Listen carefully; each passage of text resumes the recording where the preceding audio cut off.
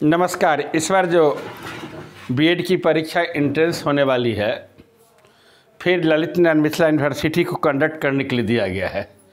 बीच में चर्चा थी कि जयप्रकाश नारायण यूनिवर्सिटी बीएड के इस समय कंडक्ट करेगी, लेकिन जयप्रकाश नारायण यूनिवर्सिटी कंडक्ट नहीं किया। यह कौन कंडक्ट करने जा रही है? ललित नारायण मिथिला यूनिवर्सिटी कंडक्ट करने जा रही है। तो फिर परीक्षा का फॉर्म कब से भराएगा? फॉर्म का जो आज पेपर में प्रमुखता से छापा गया है, फॉर्म आपको 9 अप्रैल से भराया जाएगा। 9 अप्रैल से लेकर 30 अप्रैल तक फॉर्म भराया जाएगा। और इसकी परीक्षा कब होगी? इसकी परीक्षा आपको 4 मई तक भी बढ़ाया जा सकता है फॉर्म का, लेकिन इसकी परीक्षा आपको 30 मई यानी लास्ट मई में इसकी परीक्षा संभावित है, क्योंकि यह कंपटीशन की परीक्षा नहीं है। लगभग 30,000 से ऊपर लड़के को सिलेक्शन होगा। इसमें क्या होता है, 2 कैटेगरी होता है। एक होता है आपको सरकारी, जो गवर्नमेंट द्वारा खोला हुआ है, एक होता है अर्ध सरकारी, जो कि प्राइवेट आदमी, प्राइवेट बीएड जो कहते हैं। लेकिन मान्यता दोनों को बराबर है। लेकिन अंतर क्या है? इसमें फीस में अंतर है। फी में क्या अंतर है? जब आप सरकारी कॉलेज में, जैसे तुर्की मुजफ्फरपुर सरकारी कॉलेज है, और ढंग से 8-10 सरकारी कॉलेज है बिहार में बीएड का। अगर सरकारी कॉलेज में आपके बीएड का हो जाता है तो मात्र 25 से 30 हज़ार रुपया लगेंगे, बहुत कम फीस लगेंगे। लेकिन हाँ, मेरिट इसकी हाई जाता है, लगभग 85 नंबर। क्वेश्चन पर डिपेंड करता है से क्वेश्चन किस ढंग से पूछा गया है, क्वेश्चन का पूछने का ढंग क्या है।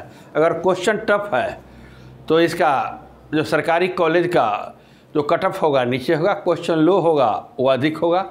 लेकिन जान लीजिए, मिनिमम जो देखा जाता है, अगर 75 और 80 के लगभग 80-85 नंबर अगर क्वेश्चन आप सही बना लेते हैं, 80 से 85 क्वेश्चन, तो निश्चित रूप से आपको सरकारी कॉलेज मिलने की प्रबल संभावना।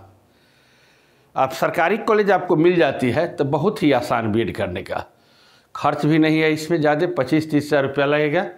लेकिन प्राइवेट कॉलेज में जब आप एडमिशन लेंगे तो कहीं 1,40,000, कहीं 1.5 लाख, कहीं 30 लाख। मुल्ला जिस ढंग से पट जाए, देहात में ना कहावत है मुल्ला पटाना।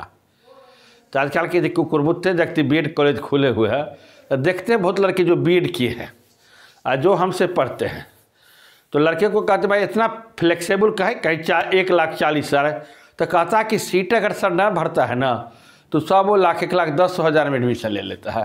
तो खैर ये किस्मत की बात है। तो आप बीएड की जो लड़के तैयारी करना चाहते हैं या बीएड के फॉर्म भरना चाहते हैं, मेरे यहाँ तो हर व्यवस्था है ही पाथफाइंडर बाय विजय सर द्वारा। और इसके साथ आप लग जाए, क्योंकि आप देखे होंगे अभी जो टीचर की नौकरी का दौर चल रहा है, अच्छे लड़के ही इसमें आते हैं, compete करते हैं। जहाँ तक मेरा ख्याल है, जो इस बार गवर्नमेंट बनी थी और 2-2.25 लाख टीचर की नियुक्ति, वैसे माने फर्स्ट TRE1 TRE2 का हुआ, TRE3 तो अभी पेंडिंग में है, ये भी परीक्षा आपको मई-जून में होने जा रही है। TR1 और TR2 में लगभग 2 लाख से अधिक वैकेंसी निकली थी, लड़के की नियुक्ति हुई थी और लड़के नियुक्त हुए थे। अभी देखिएगा अमूमन हर गांव में 10 से 15 टीचर लड़का के साथ साथ लड़कियां भी हुई। एक समझे अच्छा नौकरी का दौर। और इस बार TRE3 है और बीएड करके आपकी डिग्री होना निहायत ज़रूरी है। टीचर बनने के लिए बीएड की डिग्री होना निहायत ज़रूरी है। जब आप 6 to 8 में भरेंगे, 9 to 10 में भरेंगे और 10 to 12 में भरेंगे, बीएड के बाद ही स्टेट देंगे।